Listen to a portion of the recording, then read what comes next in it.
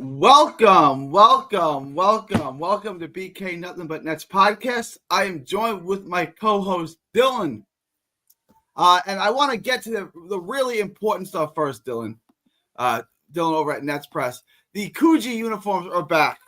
I think they're the most overrated Nets jerseys of all time. I don't really find them that special. Your thoughts? I think it's cool to bring back something, whether that be Brooklyn-related, Jersey-related. I'm always happy to see some things come back. To me, they weren't the greatest jerseys of all time. To me, probably not a top 3 or maybe even 5 jersey of all time for us, but I think they're cool. I think it's nice to get that throwback feeling of, when this team first originally was going through the rebuild process. Of course, the last time we did this, it wasn't with our own picks. So kind of just getting that field of getting out of the 7-Eleven era and kind of just restarting everything from where we were back in 2018. So I think it's interesting. I think it's cool for the fans. I know a lot of people do enjoy them. So I already know a ton of people who are going to go out and get their Yegor Demon, Drake Powell, Michael Porter Jr. jerseys. So it'll be interesting to see him back. I am going to get a Michael Porter Jr. jersey. I'm just not sure if it's going to be the Coogee or the traditional black jersey. I'm not sure. I'm not really a fan of the Coogee. Everyone's into him. Like, people like him. I don't really get it. And then the Nets regular jerseys, the black jerseys, they're just so plain and boring. Like, there's nothing to them. Like, They should bring back the Jason Kidd era, the 2000 era. That's what they should bring back. Like, I agree. For a couple of reasons. A, if you're a Nets fan, the only time it was good to be a Nets fan was this era when they wore these jerseys, the Jason Kidd era. That's really it. That's really the only good era of Nets basketball. Am I wrong? I mean, if you're just talking jerseys, I would say that's by far the best era, but you also have the throwback Dr. J ones. So, well, those, okay, that's true. With the stars down the side. I would even put the Kenny Anderson, Derek Coleman, the light blue and the dark blue up there. Okay. Especially the light blue. The light blue is one of my favorites. If I had to pick 3 of my favorite jerseys of all time, it would probably be in no order. The light blue, the red, and probably the Black City Edition jerseys we had with KD, Kyrie, and Harden. I did like those a lot. If we're talking Brooklyn or Jersey, either one, just Nets jerseys. Number 1 is definitely the Dr. J. That is for sure. Oh, easily. That's why I don't even put them in my top 3. They're just unanimous 1. Yeah. I think those are the best jerseys in basketball and maybe, possibly, the best jerseys in professional sports. Those are the best. Right? I love these. So besides the Dr. J, I would put this one on my top 3, the Karis LeVert 50-point game jersey. The one that's a BKLNY on the chest. Mm-hmm. And then this one, the silver.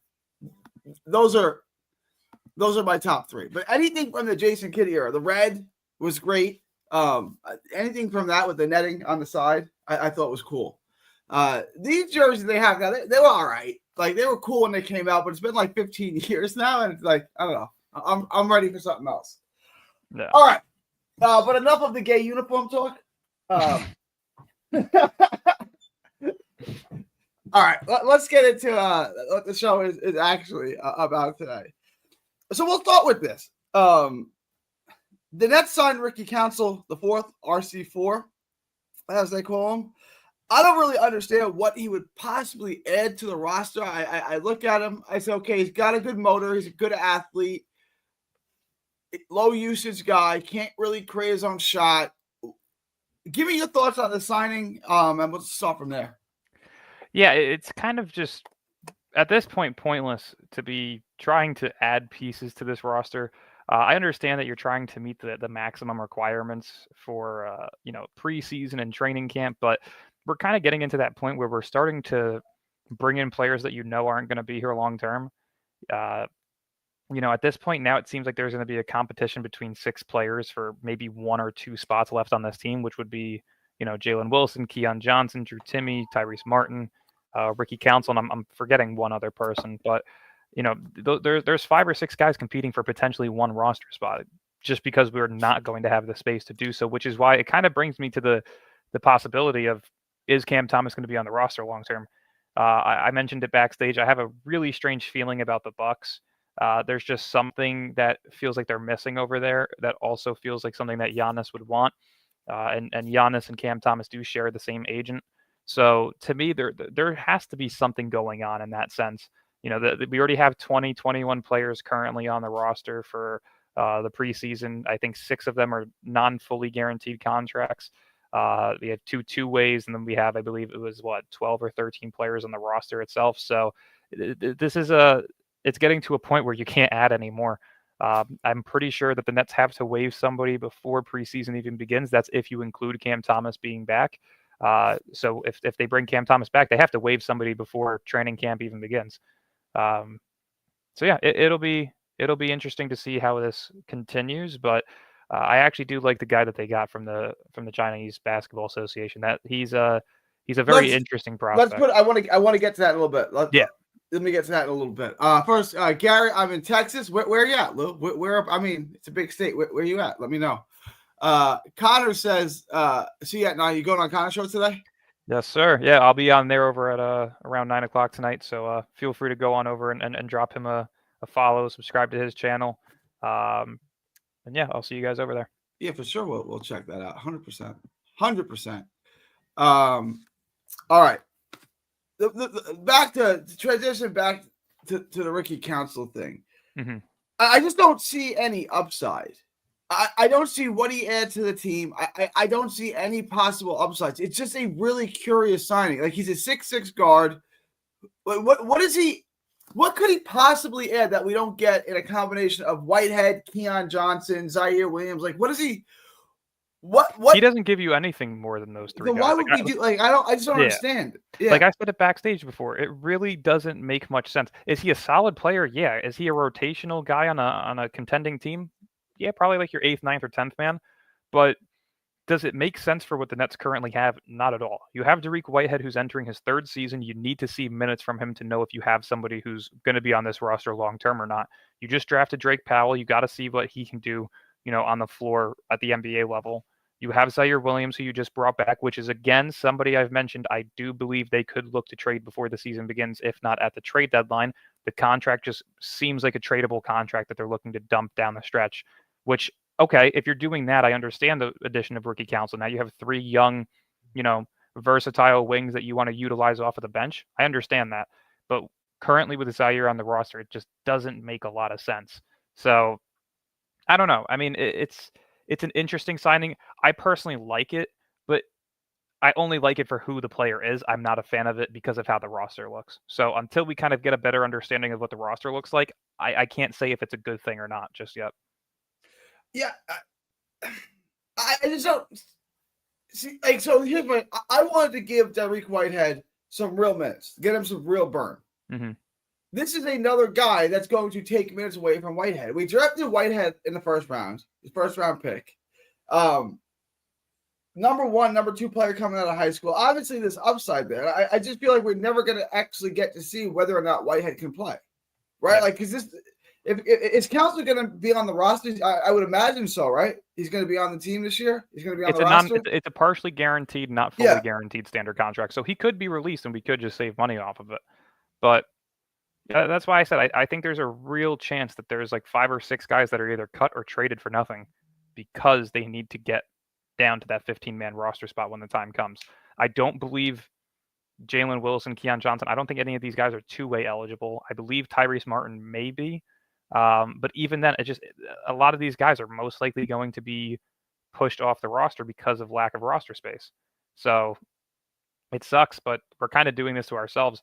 I'm really still not understanding why the Nets brought back Tyrese Martin and Jalen Wilson on those accepted team option deals when you knew that you were going to be in this position at some point. So I'm expecting a lot of guys to get cut within the next month leading up to training camp, preseason, and things of that nature. Those guys, Tyrese Martin, Keon Johnson, Tyrese Martin, Jalen Wilson. Are they going to be on? Jalen Wilson actually played the most amount of minutes on the team last year, which is shocking. But are they going to be back on the team next year? I can't. I don't see it. Man, I don't understand how they are. Yeah, no, I don't see it at all.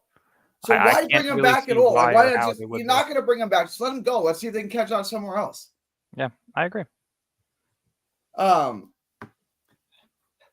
So when I forget who it was. It might have been Breezy, but someone on Breezy's show said Jalen Wilson is the next Kessler Edwards. Who would you rather have, Jalen Wilson or Kessler Edwards? Just a random question. I would rather Jalen Wilson.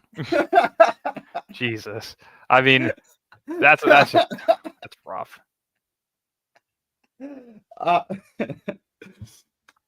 Then I did want to transition to Brooklyn Nets signing Fanbo Zeng. Now, you mentioned him before a little bit to an Exhibit 10. Exhibit 10 is a non-guaranteed NBA. It's a non-guaranteed deal.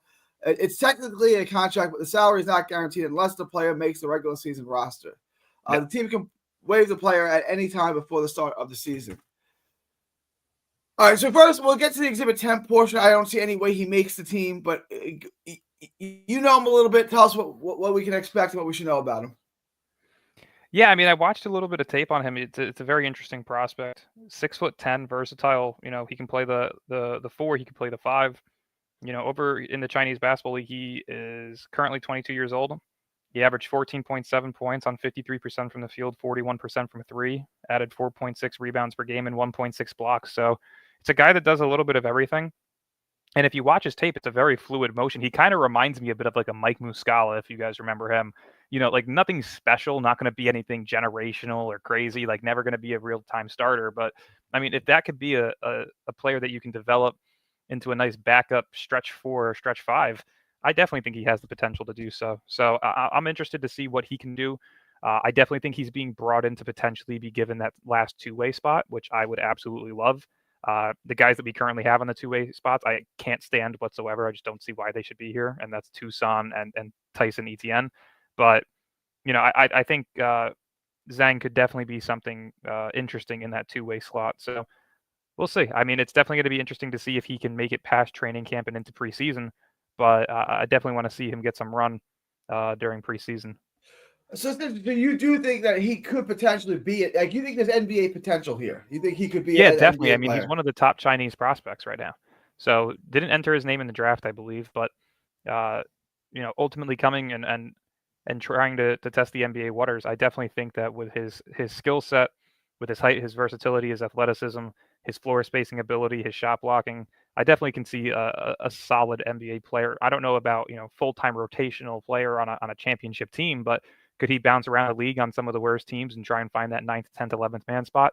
Potentially. The ceiling for him could potentially be, you know, like a backup big man or a backup 4. So we'll see. I mean, I'm interested to see what he can do. I watched a couple of his highlights the day that we got him, and he looks impressive. The other thing I wanted to touch on. So is he a 4? He's a 4 in the NBA, or is he a 3? What would you classify him as? I would say he's a stretch 4, you know, a stretch 5, like somewhere in that range. Compliment to Clowney. Is he a compliment to Noah Clowney cloth? No, like I said, I think he's more of like a Mike Muscala. Mike If you remember Muscala? him back when Yeah, he was in for OKC, sure. Yeah. in Boston, he was a floor spacer. He had a little bit of athleticism to his game, but like nothing that was, you know, shocking. And I think that's kind of similar with Zhang. It's nothing that's out of the ordinary in terms of his athleticism, but for his height, it's definitely something that's impressive. And the fluidity in his shot from beyond the arc, and his ability to protect the rim, I definitely can see some resemblance to Muscala. Interesting. I think that's a fair comp, right? Like, okay. I haven't got to look at it much. It's kind of, snuck up on me. And Mhm. I was gonna watch some tape on it before we went live, but then we went live early, so I didn't get to I was gonna really say, I mean, look at we it. could probably pull it up here. Get another strike on the channel. Let's do it. Yeah. Uh, Let's see. There's an NBA G League 1-minute video of his career high 17-point performance against the Warriors. I'm like just looking at him. Like I said, it kind of reminds me of Muscala and a little bit of Yuta Watanabe, and that's not to, you know, compare him to somebody of the same ethnic region, but it's well, more so yeah. just Are because you? he's a What are lefty you? They with a all look similar alike? Is that shot. what No. I want to make that very clear prior, so this way nobody's it's trying got to nothing to start do. shit. Yeah. But no, he is a lefty shooter similar to Yuta, and the fluidity of his shot really reminds me a lot of Watanabe. So I Is this him definitely 3? Oh, he's 12. yeah, Is this him yeah. right here? I mean, tell me that doesn't look like All Yuta's right. shot with the leftiness. Yeah, I mean Yeah. that reminds me a lot of Watanabe. No, I mean it makes sense. I mean, you grow up in a region like you see this all the time with boxers. Boxers from a Mhm. certain region, they fight in a similar style because like that's how, that's what they Yeah, grew up on. it's So like Luka Doncic, yeah, Igor Demin, Nikola Topic. A lot of these guys play with similar play styles. A lot of them play with, a slower pace, more of a fundamental playmaking style to their game. Um, they're not like the most athletic guys in the world. It's the same thing over there. You have your Watanabes, your Zangs. Like a lot of these guys learn from one another and study one another. So it makes sense to have similar play styles to players of your region. Right? Tell me that looks like Yuta. yeah, yeah. It does. It does. Yeah. But yeah, I mean, it's impressive for his size at 6'10", and that didn't really even show the defensive That was a aspect that of was his a game. that was a junk highlight package, by the way. But I yeah, know. he got it. Okay, so you're right. He's a little bit of an athlete, right? I'm not saying he's Yeah, gonna set the world on fire, but yeah, he did some athleticism definitely to not him. He can get definitely not up. stiff for his size. That's for sure. Yeah, and they said he's 6'10". 6'10". You might be right. This might be an NBA player. This is more an NBA player than I saw. What was it? Jackie Sway. That was what his name was that they had last year. Jackie Coy or Coy Jackie, whatever his name. Yeah, Yeah. This guy is way more of an athlete than him. This guy, yeah, for sure. yeah. Again, I don't know how this is going to translate in the NBA. Right? This is what I do in boxing. Right? I look at fighters who are fighting at clubs, fighting in front of 200 people. I try to translate how that guy is going to fight on the world stage. It's a very difficult thing to do. So, yeah, he looks great and he's dominating these guys. Yeah, but this isn't Russell Westbrook. This isn't LeBron James on the court. You know what I'm Oh, saying? there he is. But Hurt. he Oh does boy. look good. Yeah. Yeah, no, he definitely I has a nice first step for his size. I mean, he's getting by defenders with Jeez. ease. Yeah. Being able to finish above the rim is also something that the Nets lack outside of Nick Claxton and soon to be Drake Powell and Michael Porter Jr. So I definitely like what I see from him for sure. I am highly impressed by this this highlight I mean, package. to be 6'10" and be able to shoot off the Yeah. dribble like that from three, that's not That's something that what you I'm see very saying. often with players of his Yeah. height. He's able to recover well on defense and play help man. I mean, that's something that Nick Claxton's going to need for sure because the guy can't guard somebody in the post one-on-one to save his life. I mean, yeah, everything that you want to see in an NBA player, he's showcased here. He's got the above the rim ability. He has a quick first step. He's able to recover nicely on defense and play help defense. He can space the floor. He can play off the dribble as well from beyond the perimeter. I like this a lot. This is probably one of my favorite moves so far of the offseason. And he's not even a guaranteed player on the roster, which means if we like him, that probably means we won't see him. It's kind of just how it works. Probably. Right. Yeah. Amari Bailey. Yeah. No, but I'm glad we did this little exercise here because I'm actually I thought it was a guy who's going to be here today and gone tomorrow. Now I'm looking at I'm actually intrigued by him. 6'10", athlete, can shoot. I like what I'm seeing here. I really do. Hang on. Okay. Hang on 1 second. You want me to drop the I link wanted for to let me. I just sent it to him. Okay. I sent him the link. I wanted to transition real quick, and we'll get back to the next. I wanted to check in on our old friend, Mikal Bridges. That contract. We haven't really got to talk about that. Extraordinary. What was it? 4 years, 150 million? Is that what it is? Yeah. 37.5. Extraordinary. Extraordinary. I don't even know what to make of that contract. It's so bad. I don't understand. All I can say is thank God we own the Knicks picks in 2028, 2030, and 2031 because that contract is egregious. Our old friend, Mikal Bridges, so it's, somewhat net related. What are your thoughts on that? I think it's the same thing as Michael Porter Jr. You pay somebody because you're trying to win now. It makes sense. Is it a great contract? By all means, no. Is it going to be a bad contract in 2-3 years? Probably. But at this moment in time, with how weak the East is, they just made a conference finals. It's smart to lock down these guys and try and expand that window as long as possible. So I don't, hate it for them. Long term, is it going to affect them? Most likely, especially if they're looking to keep Karl Anthony Towns long term. It's gonna get expensive over there. I know as of right now they're still under the second apron, but that doesn't last forever. See, so he was already under contract for this year. Mm-hmm. Why do you want him beyond that? He's not a piece that's going to help you win a championship. He's Mikal Bridges. Because now it expands that window, at least with him. That expands the window to 5 years, right? Because he has. You could use that money to get on the current deal. You could use $37 million to get a bunch of good players. I mean, how often are you seeing guys signing for 10 to 20 million now? To play a bench role on a team. Not very many.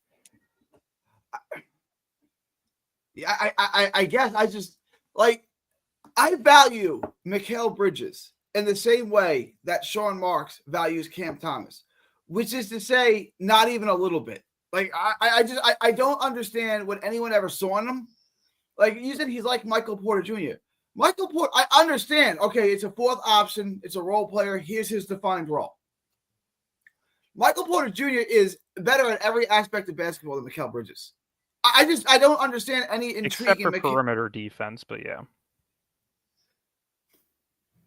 Okay, yeah, and even if you want to give that to Bridges, it's not by a wide margin. It's not, you know what I'm saying? I just don't see any. Yeah, I'm gonna bring LBL in. LBL, what do you think of our old friend Mikal Bridges getting 3 times what Cam Thomas is going to get? Wow. Well, it was a lot of money, and it's extraordinary. I would say I was surprised that it was so much, but I think it has something to do with him being a veteran.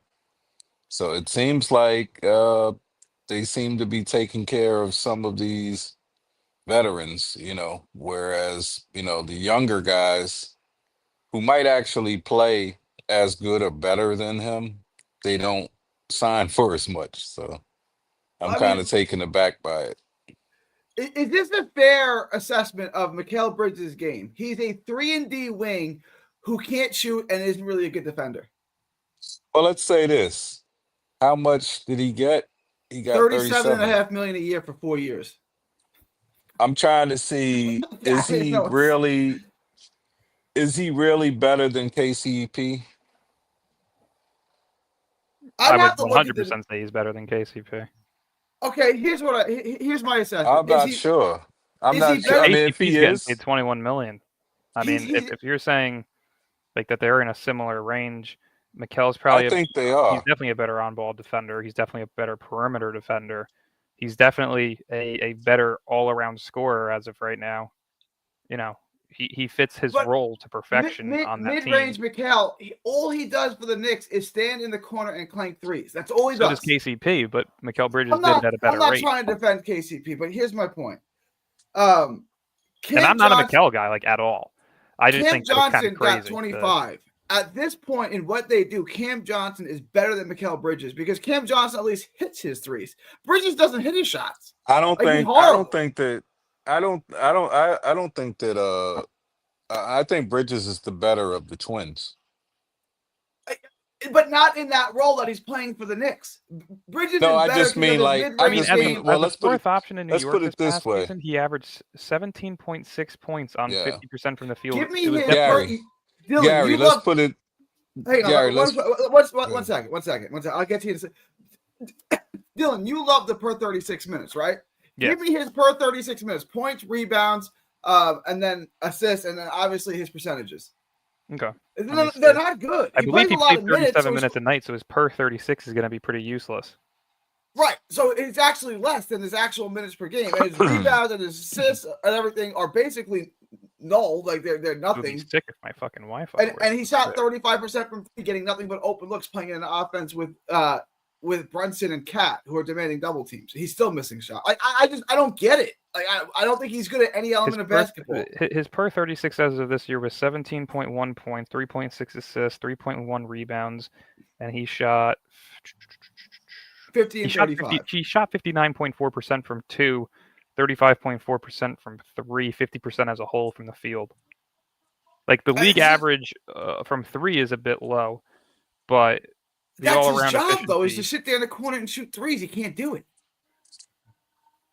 Yeah, but I mean, for him to be shooting 35% from the field and still being able to shoot 50% from the field for a guy that just supposedly sits there in the corner, like that's not bad, because if you're missing that many threes, but you're still making up for it in the 2-point department, he's shooting a borderline 60% from 2. It's not, that's one of the more efficient mid-range shooters in the league, if that's Yeah, the case. it is.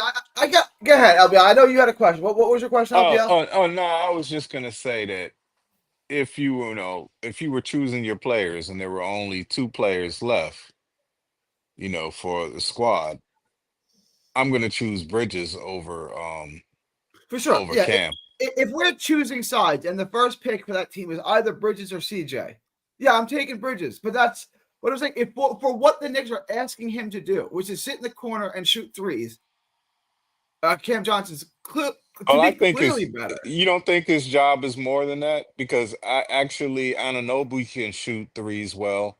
So his job is more than that. His job is to cook a little with the mid range, but But what they they don't. really want, Look at his shot chart. He doesn't take mid range shots. He takes threes yeah. and layups.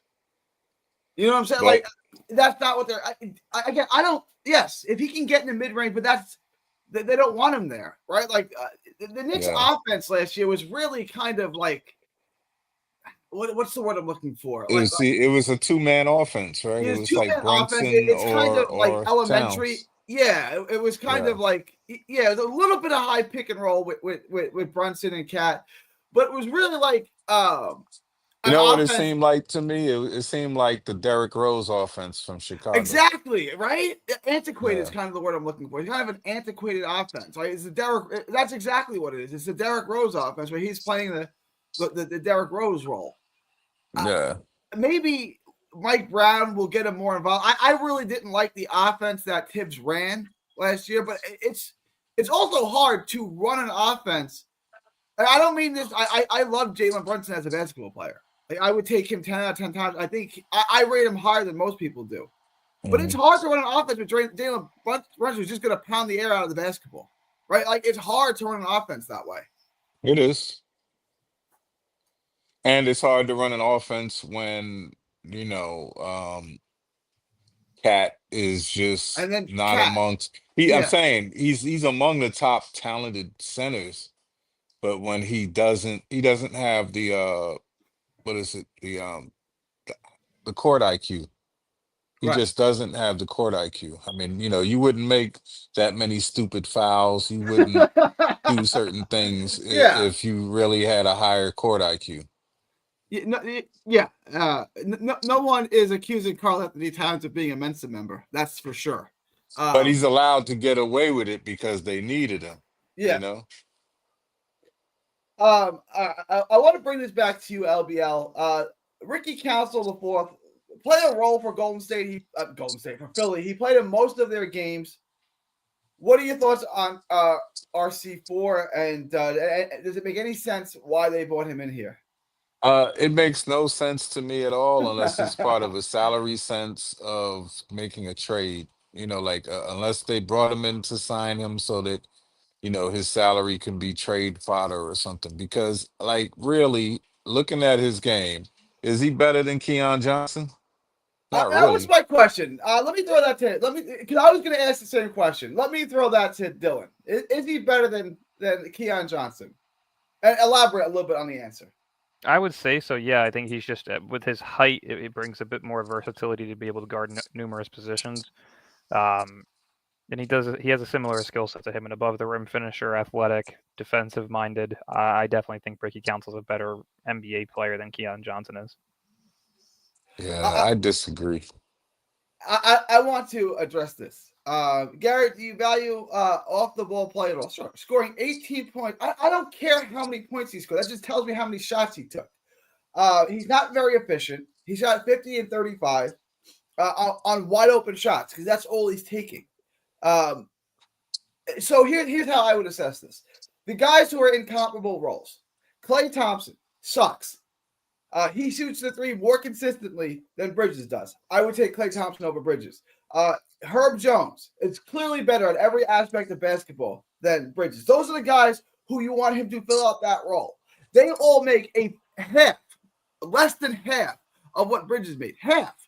It's an egregiously bad contract. You can sign three guys who give you Mikal Bridges production for what you paid Mikal Bridges. Again, I'm not trying to sit here and dunk on Mikal Bridges. I just don't see what aspect of basketball he is good at. I don't see it. He's the fourth best. I mean, he's the fourth best option on their team, right? Like Yeah, and he's about with Jalen and Cat, and then you go to OG, right? Right, and he's Ahead the of sixth. him. He's like the sixth or seventh best player on the team. After Hart and Robinson, like he's the most impactful. It's just, okay. I don't. Dylan LBL. You guys, I think it's I'll let the y'all I weigh. think it's the Am I veteran. being too hard on our No, on no, our old friend? I think it's the veteran. I think it's the veteran type of thing. And like, isn't he signed? Didn't they mention in the announcement, didn't they mention something about him being signed to Clutch? I don't know, Dylan. I'm not too sure. I think he is. I think they said that, and it makes me feel like it makes me feel like stepping back and looking at it. Oh, I see. Certain certain agencies are going to get money more than other agencies because they might have players that the league is fearful of, upsetting. You know what I mean? So I want it looked like something like that because when I saw the announcement, I'm like, what? He's getting this? And then I think it said Clutch. It could have just to. been Clutch Sports. It couldn't have been. It may not be that he's with them.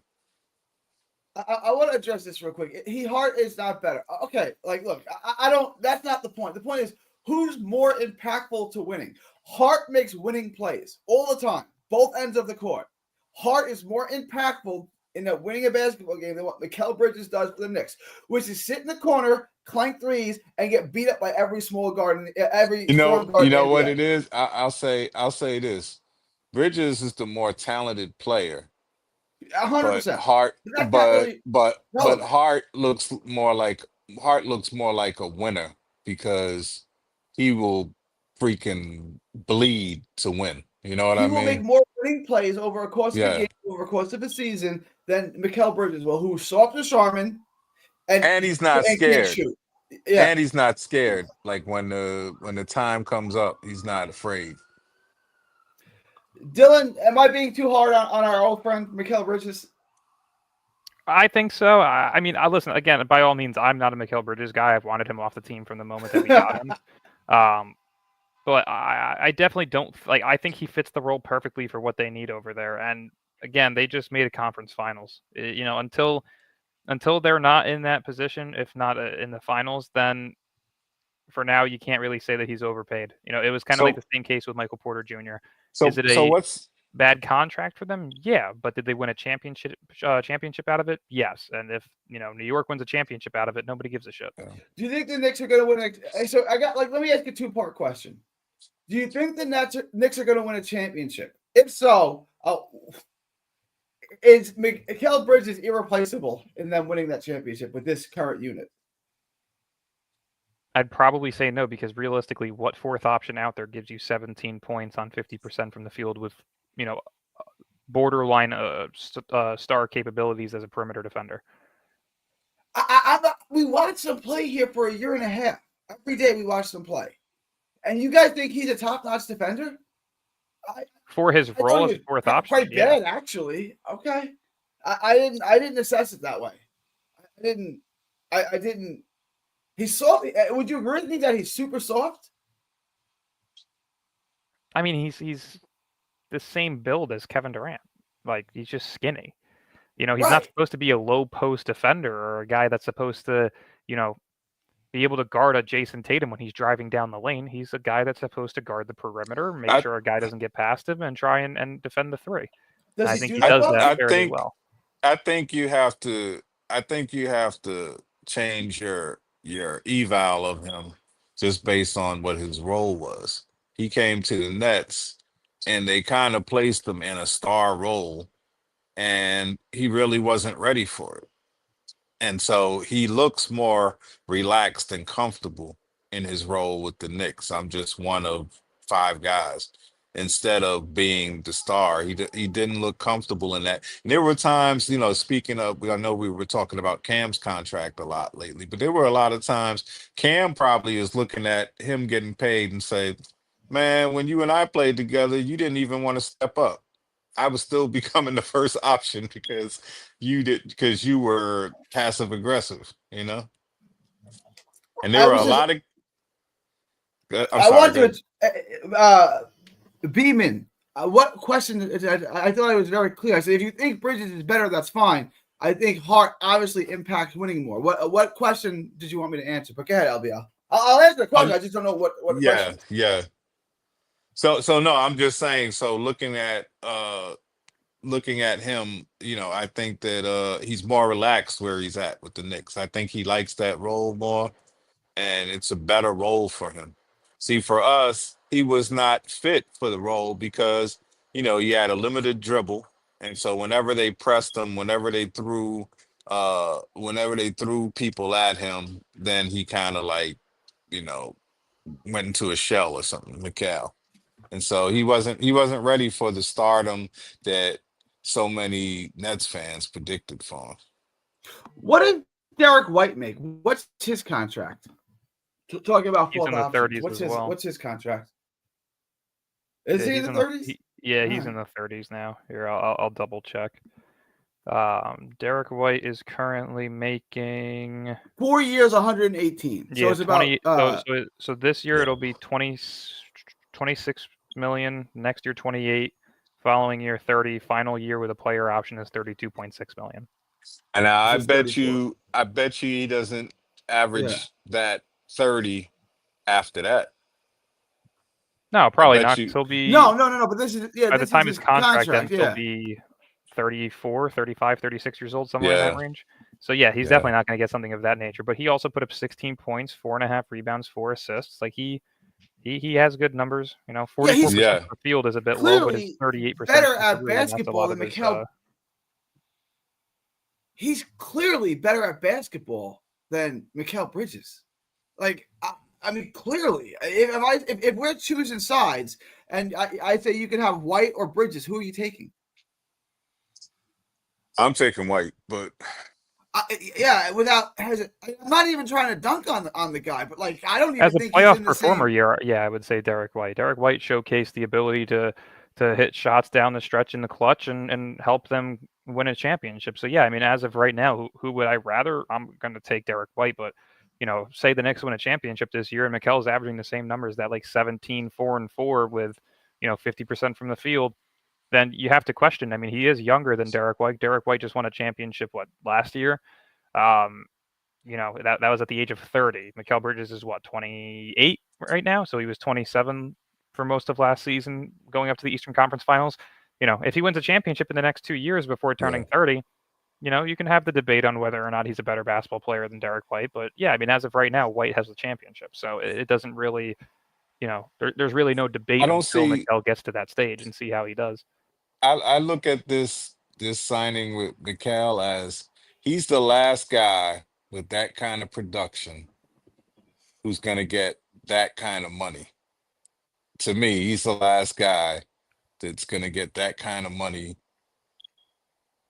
I can't see, because like what you're saying, they are looking for either inexpensive versions or just younger versions of guys that can do everything that he's doing. And that's what the league seems to be looking for. They're like, we want our Darren Fox, we want our Giannis, we want our Luca, but now we're going to surround them with guys who don't make as much, who can play roles for cheaper. Oh, they just dropped the Christmas games, Oh, did Wow. they? Okay. I think. Oh wait, no. Let me guess. We There's did a not there, get a Christmas. We did not there's a get fake one. Shams account that's going around trying to post shit, and it looks like Complex Sports got faked out because they just put up the same exact games as the fake account did. Everybody in the comments are like, "You got scammed." I just want to know who does this with their day. Like The guy's name is Scams Charania. The post was like 3 hours ago. It has 1.3 million we views. all fall, but like, why is this like this? Always, There Nate, you go, 1.4 million. Nate, that's always in the chat, right? Like, that's my dude, and I don't even say this with any sarcasm. He is one of the smartest human beings I've ever met in my life. I would love to know what his IQ is. Like, he's super smart. But like he uses his superpower to troll the chat and own people in the chat. It's like, all right, bro. Like, how about you put, I'm not even kidding. He's one of the smartest human beings I've ever met in my life, right? On a short list. It's like, why don't you use that for good? Like, I know it's fun to own people in the chat, but like, how about you put that to use for you? You could be a billionaire. All right. Does that Fox signing? Does that Fox signing mean anything for us? The Fox signing is interesting because how would you describe his game? He's a one-dimensional scorer, right? No, he can play both sides. Playmaker. To me, that deal is the key for them to get Giannis next year. Yeah, I believe good point. that too. I didn't think of that. Good point, Dylan. He's making $50 million. Giannis is in a similar range. He's a young player who's already a proven all-star. Why would you not want to kickstart your rebuild with an all-star and a ton of picks? You know what I mean? Like, realistically, a Jeremy Sochan, De'Aaron Fox package plus 4 first-round picks for Giannis, you get to have a core that consists of Dylan Harper, Stephon Castle, Giannis, and Wemby. Yeah, sign me up for that every day of the week. I think that contract perfectly aligns with what Milwaukee's going to try and look for long-term and what Giannis is going to look for in his next opportunity if he decides to request a trade at some point. They just line themselves up perfectly to go get him. Then you got to look at it from the Bucks side too. So they're getting a star, and they're getting a future, right? Yeah, you're getting a star. You're getting a young player. You're getting multiple future picks. Like, why would you not do that? Because realistically, you're still going to have. Yeah, you could lose them for nothing. Yeah, you're still going to have Miles Turner, who they just signed to a long-term contract. So you're not going to be full-blown tanking, but you're also not going to own your own picks. So what would you rather do when you don't have your own picks? At least to be relatively competitive with players around you. A De'Aaron Fox, Miles Turner duo is pretty interesting. Like, that's a play-in team in the East minimum. Now it depends on how they fill out the rest of the roster around them. Yeah, so I think that they're both sides are aligning themselves up pretty well to make a deal next offseason if Giannis is unable to get out of the first round of the playoffs this upcoming season. I mean, I said it last year, so I'm a bit off on the timing. I did think that he was going to demand the trade this offseason, but bringing in Miles Turner, it's definitely a big move for them. It brings them a younger, more athletic Brook Lopez, a 5 that can protect the rim and can space the floor. That's what Brook Lopez did, just not as at an elite level as Miles Turner is currently doing it. So I think that they'll look to re-engage on those trade negotiations next offseason when ultimately Milwaukee gets bounced from the playoffs. If Miami, I guess Milwaukee is still a playoff team, I suppose. I guess the East I would say they're a play-in team. I mean, realistically, I think you're probably right. Orlando, Cleveland, New York are the 3 guarantees that are better. I do think Detroit. Detroit?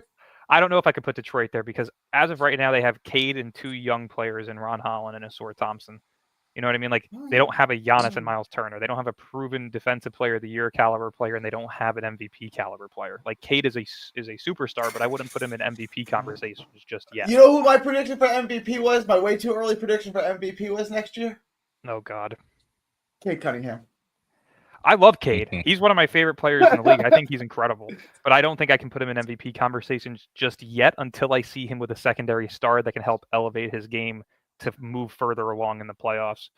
I think this upcoming year it's going to be Luka for sure. Like, we've been thinking it's Luka every year, but in terms of the roster construction around him now being the guy, I think especially with the LA influence, I think he's going to be MVP this year. If he plays 70 games, he's going to be MVP in my eyes.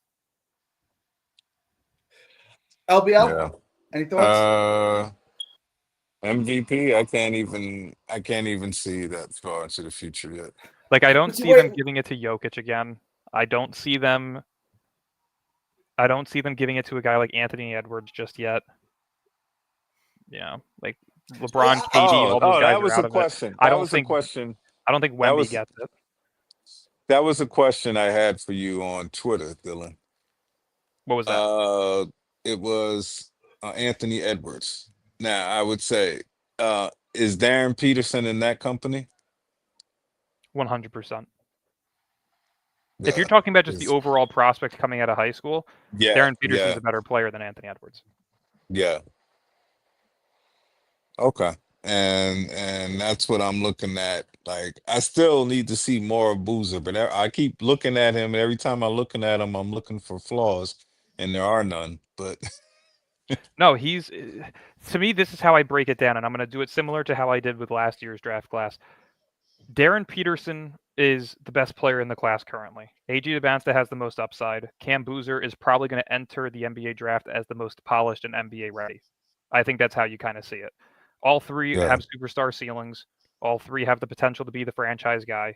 All three have the potential to be the number one pick. It's really just going to come down to what teams need. Like, say Washington gets the first pick, they could go Cam Boozer. Say Brooklyn gets the first pick, they could go Debasta. Say a team like, you know, say there's a world where New Orleans gets Atlanta's first round pick, or whoever has that Atlanta pick. yeah, Say it's Phoenix that gets up there in that pick.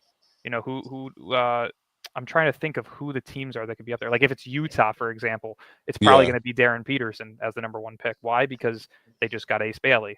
So it's going to really depend on what teams are trying to build and what they value. A lot of teams may need a guard and could go with Darren Peterson. The Nets, on the other case, they already have Jaeger, and if they bring back Cam Thomas for multiple years, they really need a wing. So they'd probably be looking at Debasta or Boozer with that first pick. So it's really See, going to depend on how yeah. it all plays out. And see, that's what I'm looking at. I'm going to be watching for the season, Gary. I'm looking at all three of those guys, and I guess you have to put a man up there too. You have to look at. I'm looking at them, and when it comes to if we ended up with the number one pick, I don't want guys. I still want the BPA. I don't want. I don't care about if we already have a point guard. I don't care if we already have a power forward. I just want if the guy who's the best player, if number one is going to be way better than number two, I then I guess like I'm going to be definitely. honest. If it was my Mhm. decision this year, if you get the number one pick, trade back to 3. Do what Boston did. You're going to get a solidified franchise guy, whether that's your first or second option, whether you do it at 1 or 3. If you could get a Yeah, haul back for number one to move back to 3, like say yeah, you do, yeah, yeah. say the Nets do get the number one pick and Utah gets 3, and Utah really wants Darren Peterson, but Brooklyn's eyeing Debasta or Boozer. That's a win-win situation. You get a haul back in return for number one to move back to 3, and you get one of the two guys that you want, that you feel is your franchise piece. I think there's many ways to maneuver around it to where Brooklyn could get the guy that they want, get the best player available, and potentially the best player in the draft, whether that's at pick 1, 2, or 3. But again, the goal needs to be top 3.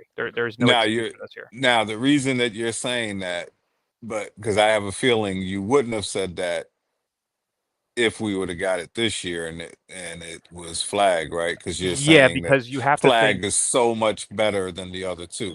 Well, it's not even I don't. that. Is he though? Like, look, is he that much better than Harper? Like, I'm a huge Harper fan. Like Harper to me is an all-star point guard waiting to happen. Like he really No, is. 100%. I think the difference is, right, and the reason why I pitched the idea of trading back from 1 to 3 if you get number one this upcoming year is because Harper wasn't going to be available at 3. And after Harper, you had question marks with Ace. You had fit and Mhm. long-term issues potentially with Edgecombe. You're not drafting Concaneppel at 3.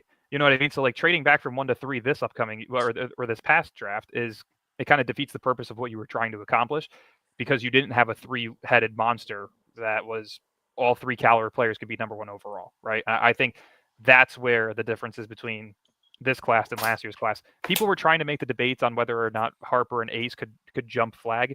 From the moment that was coming out, I was like, this is bullshit. Flag is going to be number one. There was no doubt in my mind that Flag was going to be number one. This year, though, there's truly not a single person that you can sit there and say, this guy's unanimous number one. He's going number one. It's going to happen. There's no questions about it. Is it not Debasta? Is Debasta not the? Is No. he not? Peterson, Okay. Debasta was the number one player in the country up until about 7-8 months ago. Peterson jumped him. Boozer has been in and out of 2 and 3. So to me, all 3 of these guys have, like I said, it depends on the team that's drafting, right? If a team Sure. needs a guard, they're going Peterson number 1. If a team needs the highest upside pick, they're going to Debasta number 1. If a team is a Cam Boozer away from being a high-end play-in, if not playoff team, you're going Boozer.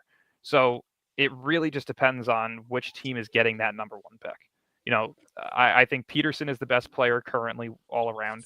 I think DeBansta has the highest ceiling and upside, and I think Boozer is just going to enter the league as the most NBA ready and most polished player of the three. Well, that's my question: is how much do you value this guy's the most NBA ready? Like Cooper Flag, even despite his age, he's the most NBA ready guy, right? Yeah, I think Dylan Harper's NBA ready, but like when they were comparing him to Ace Bailey, right? It's like, okay, Ace Bailey is years away. Cooper Flag's a lot closer to being an impact player. Cooper Flag entered the league at 18 years old, and you would think he's entering the league at 25. That's how much of that IQ and veteran mentality he already has. He's already going to be an immediate impact player. They keep saying he's undersized and he's physically strong though. He is. Yeah, he's 6'9", 215, 220. He's athletic. He's got one of the better verticals in this year's draft. He plays both ends of the floor. His 3-point shot has only become more and more fluid and efficient. He's going to be a problem, whether people want to. And he likes to mix it. And he likes to mix it up. He's not. Yeah, and he's also got the IQ to where he can play make out of this world. I mean, at Duke, he wasn't even the primary ball handler, and he was averaging over 4.5 assists per game. There's some players who look visually more appealing than others. Like, for instance, who would you say is the better prospect, Zion Williamson or Cooper Flag? To me, it's Cooper Flag. Zion had more of the hype because of his athleticism and his freakness to be able to get above the rim for his size. But when you look at who was more NBA ready at the time, Flag blows him away. He was better defensively. He was a better rebounder. He was a better playmaker. He was a more efficient scorer. Like, all of these things that you need in an NBA player to be your first, second, third option, Flag has every aspect to it. Zion was a bit undersized for his position. Nobody knew what he was going to look like. Yeah, but here's my question. He's undersized for his position. Yeah. And, you're the Duke guy. I'll take your word on it. You watched them probably every game they played in college, right? Or close to it. Maybe not when they played Coastal Carolina, but besides that, you watched a couple of their games. But I'll take your word. But I don't know, man. Zion, and I agree with you. Cooper Flag grew on me. Like, by the end of his tenure at Duke, like, okay, I get what everyone else. I get it now. I get it. But Zion Williamson, he was just an unstoppable freak. Like, you really if I said to you, he's an anomaly. Yeah, 1 year in college, we're choosing sides, Cooper or Zion. You taking Cooper? If you're talking about trying to pick one player to bring you win to the the promised game, land, yeah, I'm taking Flag. Okay. I mean, Flag at Duke averaged. So I just right. saw one of the comments about him being more efficient. Flag at Duke. Zion at Duke averaged 22 points, 9 rebounds, 2 assists. He shot 68% from the field, but he shot 33% from three. Great numbers. Efficiency from inside the arc was out of this world, like not many people could ever do. Flag in his rookie season, I'm loading it in now. He averaged 19 points, so a 3-point decrease, 7 rebounds, 2 rebound decrease, and he averaged 4.2 assists, so he doubled him in assists. His field goal percentage from, let's see, if it ever fucking loads. I mean, Jesus Christ, this Wi-Fi is killing me today. His efficiency from the field, he shot 48% from the field. He also shot 38.5% from three, so he was an improved 3-point shooter. He also shot 84% from the free throw line, which was an improvement as well. The 1.4 steals and blocks each, great numbers, and he also averaged less turnovers per game at just 2.1. So, I mean, if you're looking at, again, who was more NBA ready, it was Flag. Now, who would you say was more dominant? Zion, because at 6'6", with the athleticism and speed that he had before he became fat, he was a great player. But if you're telling me as a Duke fan, who would I pick as the 5 most NBA ready players coming out of Duke, I would probably say Flag is number 1. I would probably say Tatum 2, and I hate Tatum, but Tatum 2, and I only hate Tatum because of Boston. I would probably say Paolo at 3, Zion at 4, Brandon Ingram at 5. If you're talking about the last 7 years, that would probably be my order. Interesting. All right. I wanted to transition off of this real quick. I wanted to get back to Cam Thomas, and I want to just kind of finish up on what the roster, who's going to fill out these final roster spots in 2 ways. But Cam Thomas, there's been no progress in this, it seems like, unless you guys know something that I don't know. Has there been any progress in this? Not that I know of. And I was told that we could maybe expect something this week, in terms of whether or not they're back in the negotiation room trying to get a deal done, or if Brooklyn's looking to potentially move on from him, or if Cam Thomas is prepared to accept the qualifying offer. Whether or not what that decision is, I was hearing that there could be some form of an update on the situation sometime this week. So Wow. who knows if it's going to happen? It's all just hearsay until further notice. But that's what I got from one of my guys. So I wanted both of y'all's take on this. Like, there's basically three options for Cam Thomas. We could trade him. That's option one. Option two is we could come to terms on a 1 or 2 year or some type of deal. Or three is the qualifying offer. LBL, I'll start with you because you're our guest. Of those three options, which one do you think is the most likely to happen? Well, if I were Cam's agent or family member, I would say, do not take the qualifying offer. I'd rather be in a longer deal where you have financial security, because the qualifying offer can turn into being phased out, like, because the team no longer has an incentive to play you ahead of other people, once you have a qualifying offer, because you're basically telling them you're out once you're done. So, and they won't be able to get anything for you. And there's a no trade clause that kicks in, so we couldn't trade you even if we wanted to Well, no, they with could. the Well, he had qualifying offer. he would have to accept it. Yeah, exactly. Yeah. So I think the qualifying offer is out. So if I were him, I would probably try to see if I could get, like, squeeze out a 3 year, 14 million per deal, with the third year being my option, because I think the Nets are already offering him the 2 year with the team option, but that still puts him in the same kind of position, just a little bit more money. So I would try to see if I could get a 3 year, 42 mil or so.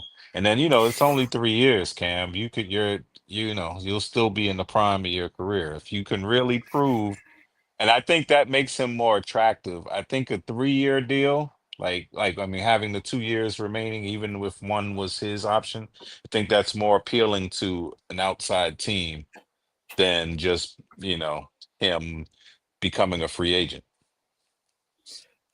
Dylan, what the three options, right? Trade him, qualifying offer, work out an actual contract with him. I'm at the long-term. point where I would just trade him. I don't see why you want to prolong this any further. It is obvious they don't view him as a player who is going to be here long term, and it is obvious that he does not want to be here long term. Just move on. It was, again, some players fit certain systems long term and it works out, but some players plateau in development or aren't utilized properly or feel disrespected, and the only way for the situation to get better is if you depart. Same thing happened with Kevin Durant. Not a single fan ever wanted to trade Kevin Durant. Everybody loved him. We were willing to ride it out with him, even without Harden and Kyrie, and with Ben's injury. We were all willing to sit here and trade anybody to keep KD. But at the end of the day, the best decision for both sides was to move on, for KD's career and for our future. Correct? That's just, there's just certain players that don't fit certain systems and that you can't do anything for any longer. Same thing's happening right now with Kuminga. A good player has an immense amount of upside, but it's never going to be reached in Golden State. So now they're in that middle ground of, okay, we got to move him by the deadline, or we have to move him in a sign and trade this offseason. So to me, I think the best case scenario at this point in time is Cam Thomas getting traded. I think it's just beneficial for both sides. And I see somebody brought up the Bucks. I agree. I just mentioned it earlier in the show. I think the Bucks are a team that 100% will be in on Cam Thomas if he's made available. I mean, I'm looking at a deal right now where it's Kyle. Let me segue into that. All right. Yeah. First, yeah, I agree. I think he's going to be traded at this point. So I do agree. I like his LBL's idea of a 3-year deal. I think there's a 0% chance Sean Marks keeps him here beyond 2 years, right? Because 3 years from now is what we're building with. That's what we're looking to go with. Cam Thomas is not a part of that. Not for $14 million, not for free. He doesn't want Cam Thomas here. Is how I assess the situation, right? He doesn't want Cam Thomas here. He's not going to stay the whole 3 years, so we're going to trade him before that. Yeah. Well, can I? I have to make sure that I can. I agree. I have to make sure. If we tank and he balls out this first of the 3 years, then he becomes more tradable to teams. Yes. See, the problem is, to me, though, is if Brooklyn, say Brooklyn gets the number 1 pick and they want to go best player available and they feel it's Darren Peterson, Darren Peterson entering the league as a rookie will already be more valuable than anything Cam Thomas has ever been in his entire career. Off the I off the agree. jump. Like it's not even going to be close to who they think is more valuable. So it's like if you're positioning yourself to be a bottom tier team and be able to select that best player available, just move on. Like I'm looking at a deal right now where Brooklyn gets Kyle Kuzma. They'd be getting the second better of so Atlanta owns the swap rights to Milwaukee's pick, right? So say you make it a 3-team swap, Brooklyn gets the second best out of the two, like whatever that may be. Say Milwaukee somehow is worse than Brooklyn and Atlanta's at the or Atlanta's in the middle, Brooklyn's the best team, right? Just whatever it may be. Getting that 2026 swap, and then you're going to swap picks in 2032. Brooklyn gets the better of the 2032 pick. So you get those two swaps plus Kyle Kuzma. You send them Zaire Williams, Cam Thomas, and Jalen Wilson. Create the roster spots, add a contract that, ends the year that Michael Porter Jr.'s contracts end. And you're freeing up over $65 million in cap space for the 2027 offseason, while also adding another pick this year and also adding another really, really valuable swap long term. Like, it's not going to be a pretty deal. It's not going to be one that Nets fans are like, oh my God, we fleeced. But that's like a realistic package that you could potentially see. You got to make roster spots, you got to get assets, and you got to match up contracts to the 2027 offseason. That's all you can do in this point. So if that's the offer, I'd take it. Break that down. And Kuzma's on an expiring deal? No, 2-year deal. So it ends in 2027. Okay. Give me and that that's the thing. It matches up with the Michael Porter Jr. contract, right? So you got Kuzma, who's making $22.5 million. You have Porter Jr., who's going to be making $40. That's what, 63, almost 63 million. Mm-hmm. Like that's almost 63 million just from those two guys. Plus, say you do move on from Nick Claxton this offseason for an expiring contract, you could be looking at another 20 million in additional cap space, depending on what expiring contract you get back. So you think we keep Kuzma for the whole 2 years? I don't. It's gonna be hard to get rid of him. You know someone that wants him? Not anyone it's not winning. just easy to trade these bad contracts. Like, I mean, yeah. I mean, I always think about those playoff contenders, and they just need one more scorer. Or they need, because somebody went down with an injury, and maybe we could give them Kuzma for something. The Nets are in a situation where they're not looking to be good the next 2 years. Originally when we made the Bridges trade, Sean Mark said it was a 1-year rebuild and we're going to compete this year. Obviously that went out the window. And then I think after this, to me, this draft class was largely a waste, right? So, like, this year didn't really help our rebuilds, right? Like, it doesn't really get us any closer. So, like, we're in the same exact position we were last year. So, like, I think the thing that hurts about it, I think one of the things that hurts about it is that from that sense of obviously eyeing who is the future, it's still hard to tell. But on top of that, you didn't really give us depth either. So that's what Nets fans are looking at. If you're not going to give us a future star player, at least give us some depth that we could really, start, and then we can get the next guy next time. Because it's like right now, you figure like even whatever we do this year, wins and losses wise, and if we end up with a top near lottery pick, you still got to consider our roster is going to be 50% change. Right, and that's what I'm saying. That's why it was so important to me that we fire Sean Marks before this draft, because this draft class, I think, kind of did nothing. We got Yegor in this draft class, and maybe he turns into a good player. But like even like Yegor, let's say he turns into Josh Giddey. Mm-hmm. Josh Giddey with 4 guys is a horrible team, and that's where we are right now, right? Or like, can I? Can I add this, because I know the draftniks, the Nets draftnik guys are gonna get on me, but I'm gonna say, if you get 5 draft picks and you choose 4 of them in one draft, I mean, and you choose them all in one draft, and they're not freaking better right now than the dudes we had last year, that's a problem. And that's the real problem that we're looking at, because even as we're trying to figure out where's Yeager going to play, is he going to play the 3? Can he beat out Zaire for the 3? can so and so can like we don't have a point guard, so obviously Trey or whoever else might Well, win. But Jaeger, I mean, yeah, I don't. If Jaeger, if we brought the not that I want him back, but if we brought D'Lo back, could this guy actually beat out D'Lo for the spot? That's the problem. We're getting younger, but that doesn't mean we're actually getting better. well, we didn't get better immediately, right? Like when you add 5 Yeah, rookies, you're going to get worse. Unless those yeah, rookies are LeBron James and Carmelo Anthony as rookies, like they're crazy. Like, but that's not going to yeah. happen, right? So yeah, I mean, did we get worse this year? I would think so, just because we got so much younger. But like, I don't think we've built much for the future either. I think there's some upside in Jaeger. The other guys, I look at them and like, to me, like, unless Trey can, like, I don't know. Like, to me, it looks like you've got a bunch of dudes, right? Like, yeah, they'll be NBA players and stuff, but like, none of them are really that good. Like, they can fill out rosters and stuff. So, like, to me, this year was basically a complete waste by Yeah, taking it 5 feels. guys. Like, Ben I, Surratt, do you think Ben Surratt's going to be a high-quality NBA player? No. Nobody thinks that. I You know, mean, yeah, is he Kessler Edwards, right? You know what I'm right? saying? Like, he'll be in Like, the NBA. He'll kick around. But, I don't like, even want to talk about Ben Surratt, man. I still can't fucking believe we didn't pick up Rasheer Fleming. Such a pain in that's the ass. so to me this, and that's why it was so important to me that you fired Sean Marks before this draft, because he was going to ruin it, and he did. So now we have basically 1 year to rebuild to try to get Peterson. But then even if we get Peterson or DeBanz or whoever you like, now we Like, have this is pretty much why I we're don't still so trust. far away, and then we don't own our pick the next year. It's like this, like it's just it didn't work out, and we're going to be bad for a long time.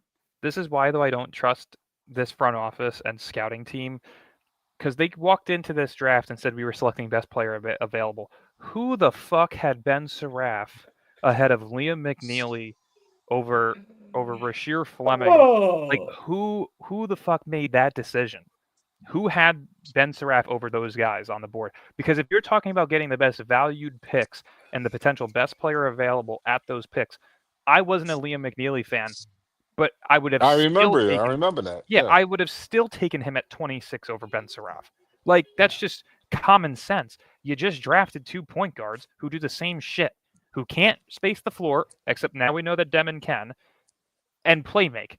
Why would you go out and grab a third guy that can't space the floor and only play makes when you have one of the best sharpshooters in the country available to you, who is dropping on the board, but is still the best available player on the board? Why would you not take that? Like, this is why I don't believe them when they say that they were taking best available player, because you clearly weren't. If you were, Rasheer Fleming or Liam McNeely would have been the pick there. Wolf made sense at 27. He was by far the best player available on the board. He was projected to go top 23. To get him at 27 is great value. But when you're looking at the board on how you were basing your draft off of, whoever put Surratt ahead of McNeely and Fleming should be fired immediately. Like, there's not a single excuse to justify why would you take that pick when you just draft 2 guys with similar capabilities. It's absolutely pathetic. It makes me, even though you're leaning all of that vitriol towards, like the brain trust in the front office, I have to include Jordy in that,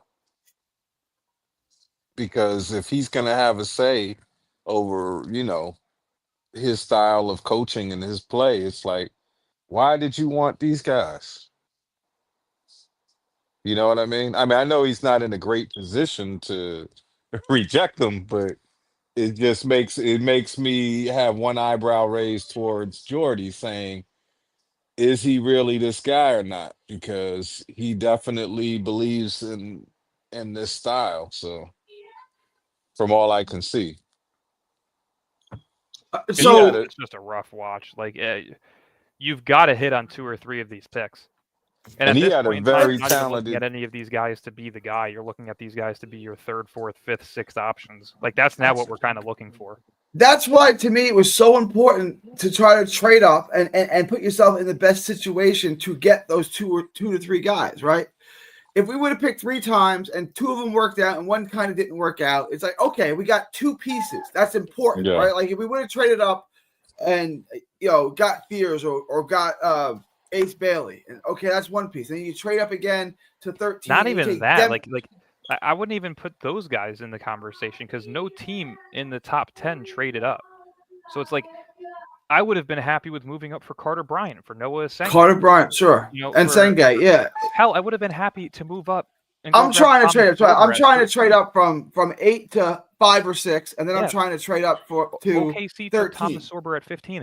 I would have been happy with just moving up to 13 with Atlanta to go grab Sorber if that was the case, or to go grab Carter Bryant at 13. Like, they had every opportunity on the board to move up Toronto at 9. There was confirmed rumors stating that Brooklyn and Toronto had been previously discussing trade packages that was RJ Barrett in the 9th pick for Cam Johnson in the 19th pick.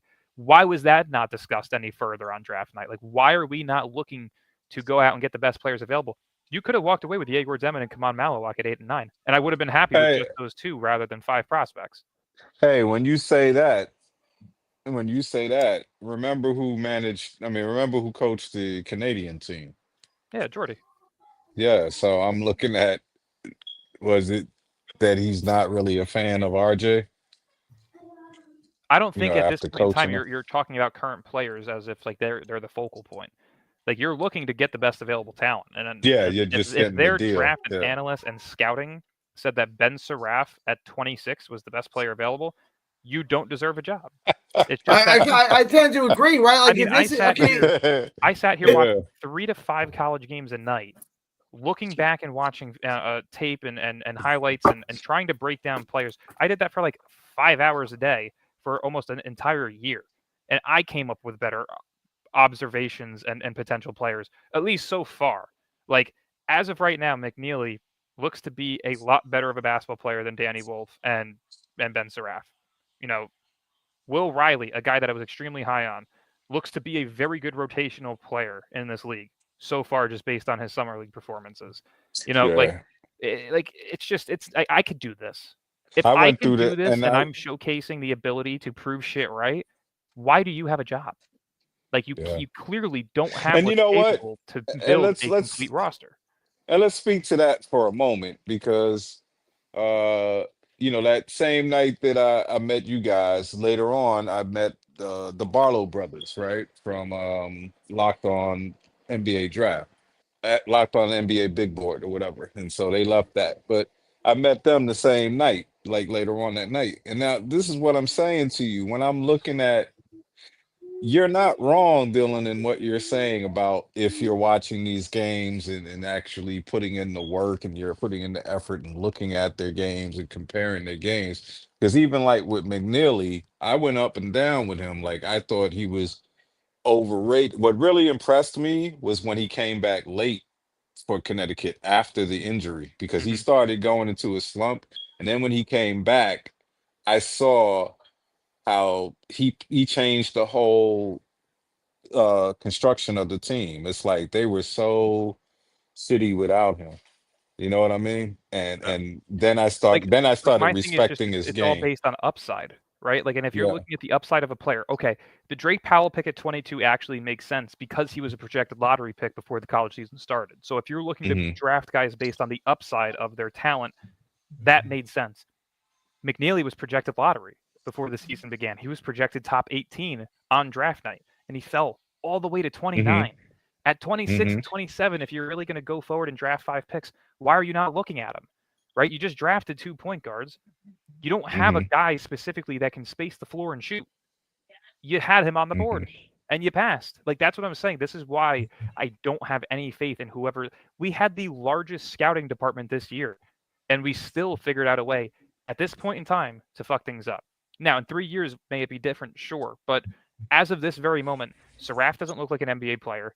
Danny Wolf's physicality sucks. Nolan Traore can't space the floor, nor does he even look to shoot a mid-range shot. Yegor Demon looked to have no quick first step to get past the defender, and Drake Powell didn't even play. So it's like, what the fuck? Like, you know what I mean? Like, what are we doing? Yeah, When it you makes it. draft too many guys with similar capabilities, you're going to have deficiencies in your game. This is why I said on every single podcast leading up to the draft, this is why I said you need to draft multiple players that can do different things. This is why I was looking at 2 guards, 2 wings, and a center. Like you should have based it on positional need. You should not have been basing it on the same aspect to draft in 4 different players. Danny Wolf's best aspect is his playmaking. Ben Saraf's best aspect is his playmaking. Same with Yegor. Same with Traore. why are you drafting 4 guys that could do the same shit? Like, if you're going to draft 2 playmakers, I get it, because now you need to draft 2 shooters, and now you need to draft a guy or 2 that can play high upside defense. Like, how do you mess it up? When you're saying that, it just makes me think like Sean Marks. Sean Marks doesn't respect athleticism. No, he Like, does not care about that at all. He doesn't care about the system at all. and I think that like even when you went to net games like in the last 7 years or so, it was pretty much the same thing. It was like once we played a team that was more athletic or anything, Yeah, we were and getting it's ran just off the like court because we didn't have the guys dunking capable to over keep us. up with Yeah, them. and it's like we would make our usual comeback, and Joe Harris hit a couple of threes, and we're like pumped up. But it's Not in like the we knew we playoffs. were gonna lose the freaking game.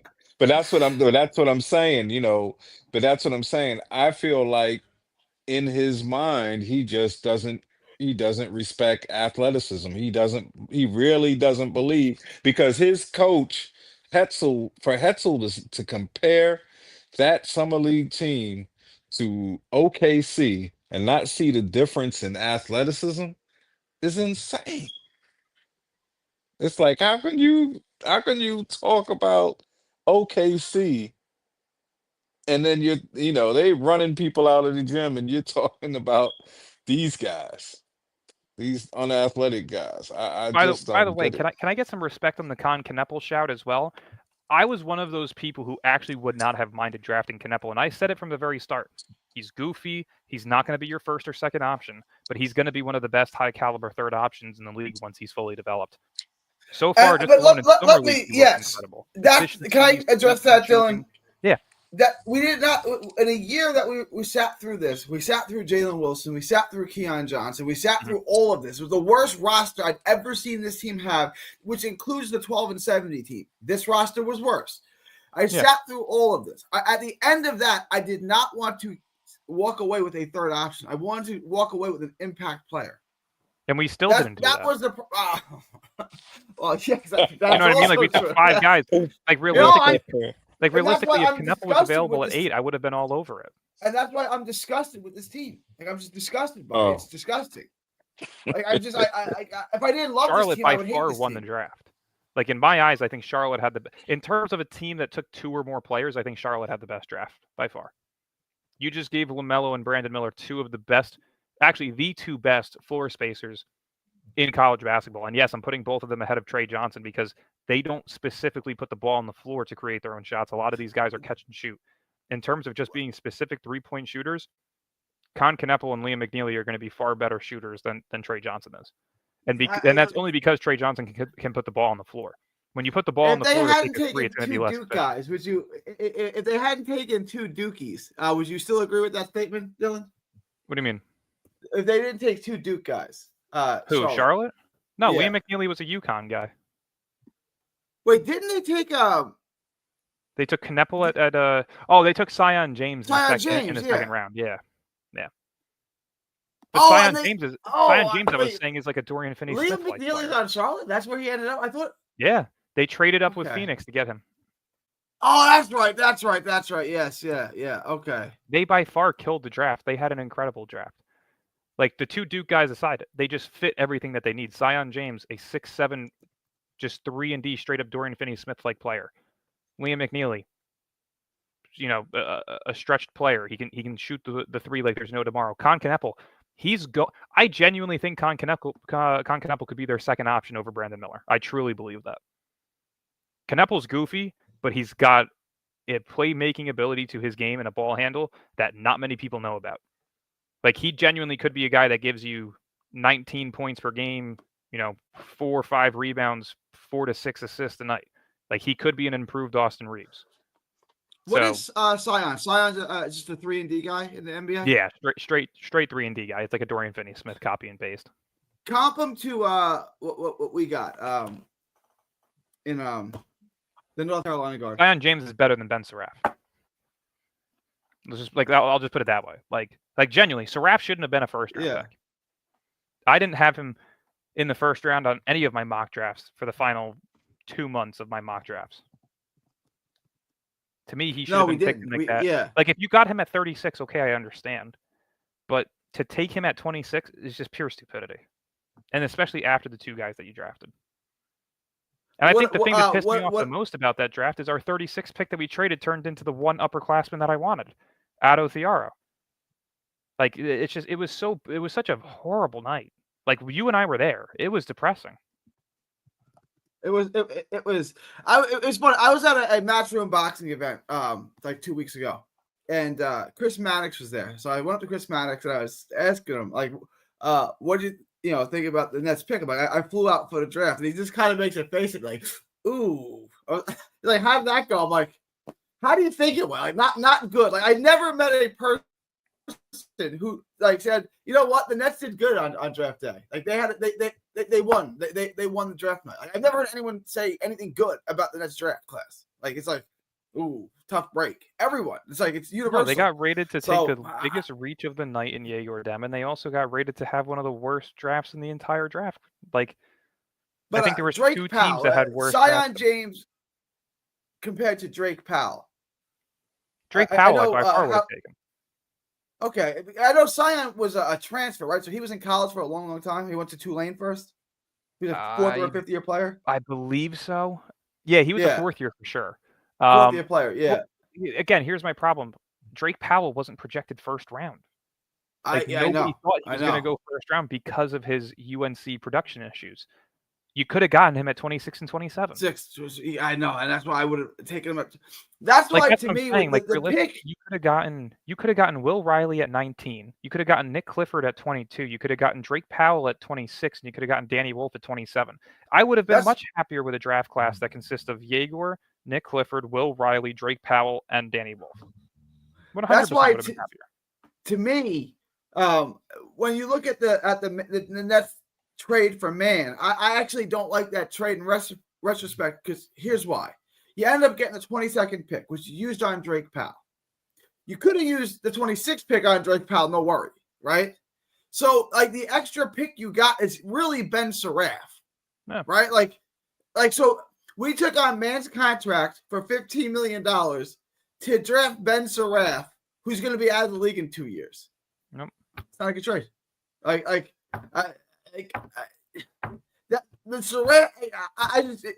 It's beyond frustrating trying to root for this team when they do things like this. Like they do this great thing. They basically get a free pick for taking on Man's contract.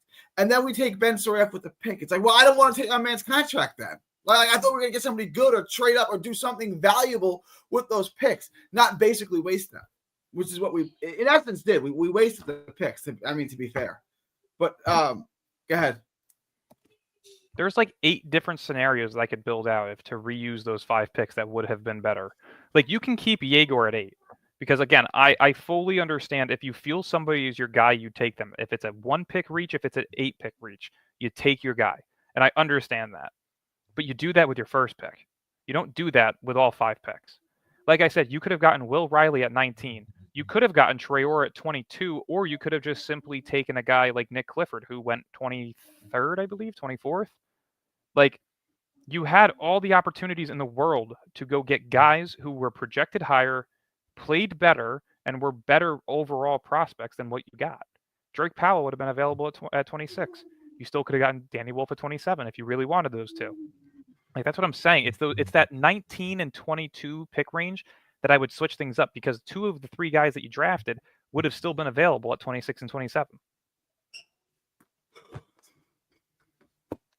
All right. I wanted to close out just with this real quick. Let's see what happens with Cam Thomas this week. But those final roster spots, the final 2-way, and then weeding out who's going to be here and who's gone. Who do you expect to be gone, and who do you think gets the final 2-way, Dylan? I'm going to say the Chinese kid gets the final 2-way. I think you're right. And in terms of who makes the roster, I think Jalen Wilson, Tyrese Martin, and one of Keon or Drew Timme are bumped out. There's nobody else to get rid of. But all right. So give me the names again. Tyrese Timme. Martin and Jalen Wilson, I definitely don't see back. I love it. Okay, and so I think extraordinary it's start. One of Keon or Timme that gets bumped out as well to create that final spot. So Timmy, I mean, they're keeping. Am I wrong? They love Keon. I don't understand why. I don't get it. But Ricky Council, you think will be here? I would hope so. He's the best player out of all four of those guys. I guess it's just this Like, roster at least if really you're gonna makes my suck, at eyes least put a bleed. solid product out there, you know? Yeah, the roster. I look at this roster; it's so poorly constructed. I don't like. What are they doing? This is so bad. Really bad. It's really. I keep saying we're in hell. You guys are like, oh, well, another bad year, and then like we are so far away from competing to even be a playoff team, like to be a 6 seed or better. I think we are just so far away from that. All right. I think it really just depends on how they utilize the cap space in 2027. If you can maximize that, then I could take 2 drafts, 2 lottery picks, and hope that you land a star in free agency. Because you have to hope Yegor is going to be your third. You have to hope that star that or that top 5 pick next year that you draft is going to be, you know, your second option, and you got to hope that you can sign your number 1. How good do you think these guys are? These guys are young. How good do you think they're going to be within their first year or 2? Right? Like I could see Yegor being like a 13 points, you know, like 4.5 rebounds, 5 assists type of person. Like, I don't even think Traore sucks. Like, I think there's upside in Traore. But like he's not going to be good this year. Like he's not. No. He's a couple of years away from being good. I don't mean that to hate on him. I think he's got upside. I'm just like realistically assessing him and saying, okay, this he's a blur. He can't really finish. He doesn't really have much of an offensive game, but he can develop this. Like he can get better. There's a lot. It's a cool blank canvas to work with, but he's still a blank canvas. It's going to take time. What do you think is behind this though? Do you think that it's really like Marks really just believes in this Euro style, this type of basketball? Because it seems like, it almost seems like his personality is such, and of course I don't know him, but it seems like his personality is such. I want to walk away with being the smartest guy in the room. So 100%. let me do all of this, all of this off the wall type of stuff. Like we used to have a saying in hip hop, like sometimes you just wanted to be different. So, like sometimes you could be so different that you're whack. You know what I mean? If you guys ever played like fantasy football, like you'll have someone on your radar, like this is low key, this guy is a steal in the 12th round. I'm gonna take this guy in the 12th round who no one's ever heard of. And then someone goes and picks him in the 4th round. It's like that's a good pick in 2 hours. Like that's not a good pick now, right?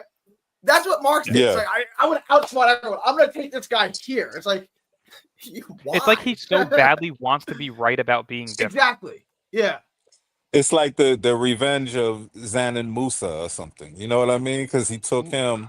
It's like, come on, what's going on? I gotta ask this because Pop Lou's second recent comment up. Lou, you're in this stream every single time we're live. Why are we still asking about guys who are going to be available in 2027? Go look it up on Spot Track. There's over 15 stars that could be available in 2027, including 20 of the highest caliber role players possible. Why are we doing this?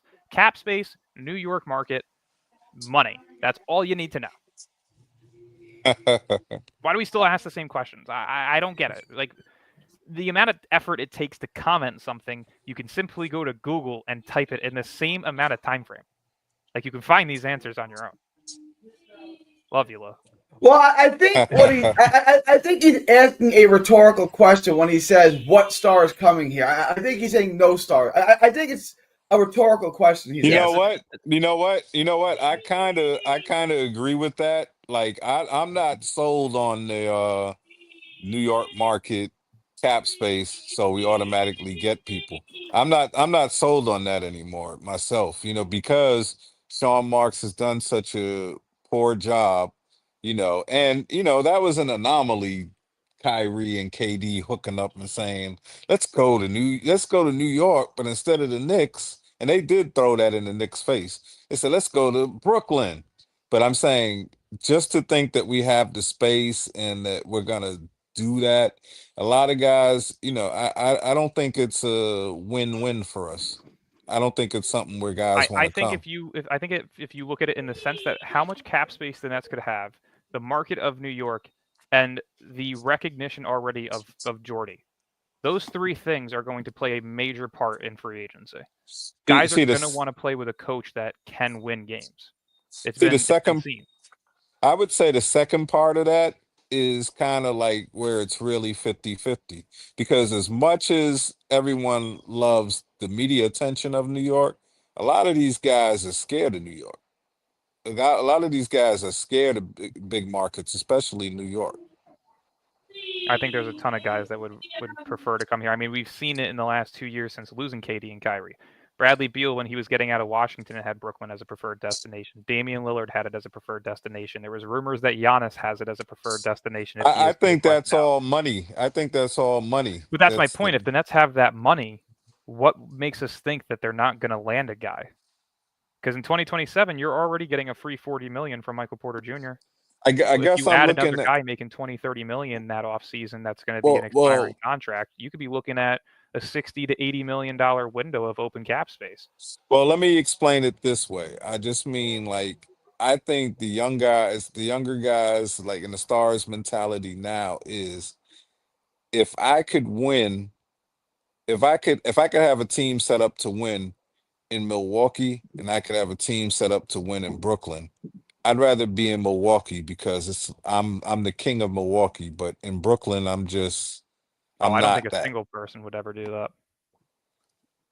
That's what I think because I think they're scared. I think there's a lot. It takes a lot of cojones to be like, you know, to be a New York guy, like to do what Kyrie and KD did. I get what's the line? The illest in Nebraska, like I get his point. Like it's easier to be king of Milwaukee than it is to be king of New York.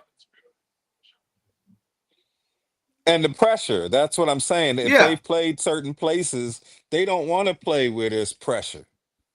They want to perform. They want all the accolades, but they don't want to go through the fire. That's what I'm trying to say. A lot of dudes don't, you know.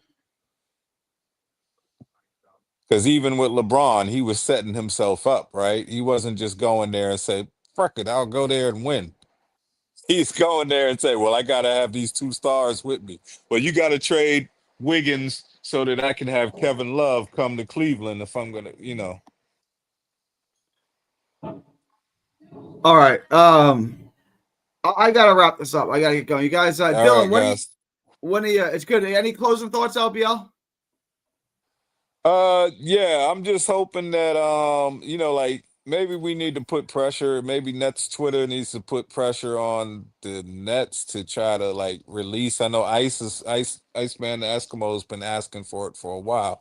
We want to see some clips of guys, you know, and we don't want to see the Ben Simmons clips, but we want to see clips of Drake Powell and some of those guys, you know, Yeah, we getting want to in see if there. these guys are alive and actually going to play for preseason. You're not going to hold them out, Exactly. for some BS injury that, is going to take 4 years to recover from. Like we're sick of this shit.